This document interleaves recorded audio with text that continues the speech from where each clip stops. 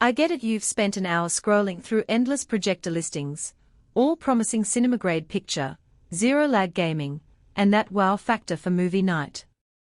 Then the one you finally click buy turns out to be a dim, noisy box that only works in a dark basement, and you're left wondering why every review warned you about the setup headaches. I've been in that spot more than once, so today I'm breaking down the NexiGo Aurora Pro MKII bundle before you hand over your hard-earned cash.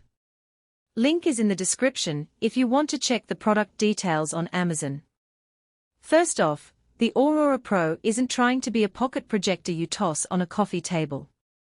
It's an ultra-short throw, UST, laser engine that sits just a few inches from the wall and spits out a 100-inch image at 4K.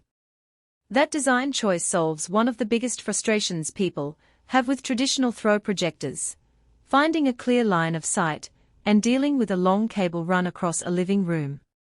With the Aurora, you can place the unit on a TV stand, a low bookshelf, or even a dedicated media console, and you'll still get a massive image that fills the wall without needing to mount anything high on the ceiling.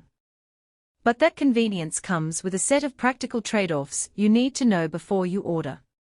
The laser light source delivers a bright, punchy picture, and the Scene Adapt engine with dynamic iris and laser dimming constantly tweaks the exposure so dark scenes stay truly black while bright highlights don't blow out.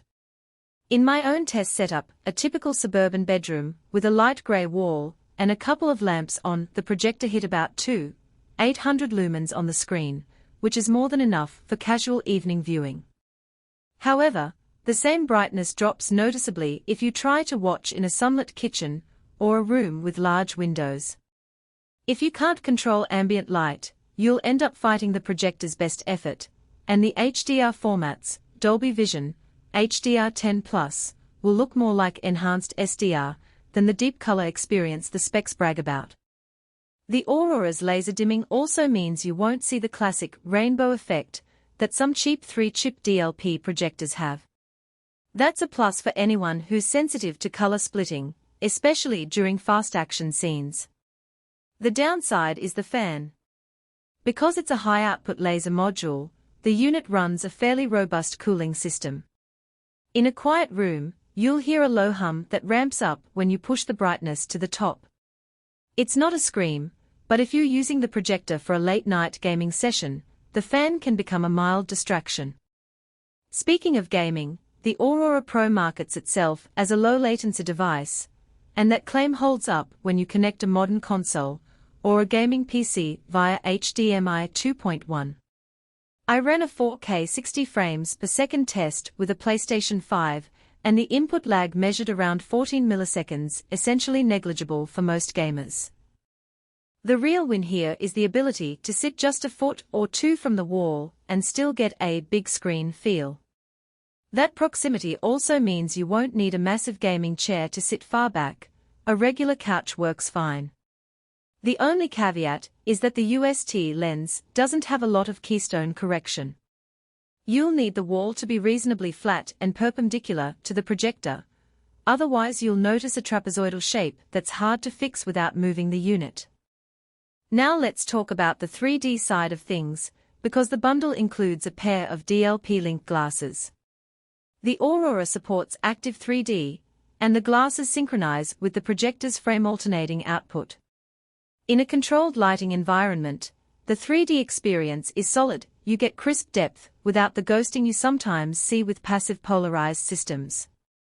That said, the glasses need to be charged, and they sit on a small charging dock that takes up a bit of space on your media console. Also, you'll have to keep the glasses within line of sight. If you step out of the projected area, the signal can drop. For families who love occasional 3D movie nights, it's a nice bonus, but it's not a reason to buy the Aurora if 3D isn't a priority. So, who should actually consider spending on the NexiGo Aurora Pro MKII? First, home theater enthusiasts who have a dedicated viewing wall or a large blank surface and can keep ambient light in check. If you already own a quality sound system and want to replace a bulky TV with a true cinema-size image, the Aurora's 0.21:1 throw ratio makes it a space-saving alternative. Gamers who sit close to the screen will appreciate the low latency and the ability to see fine details in dark game environments thanks to the dynamic iris. Finally, families who enjoy occasional 3D movies or want a big screen experience for sports and blockbusters without installing a ceiling mount will find the bundled glasses a convenient addition.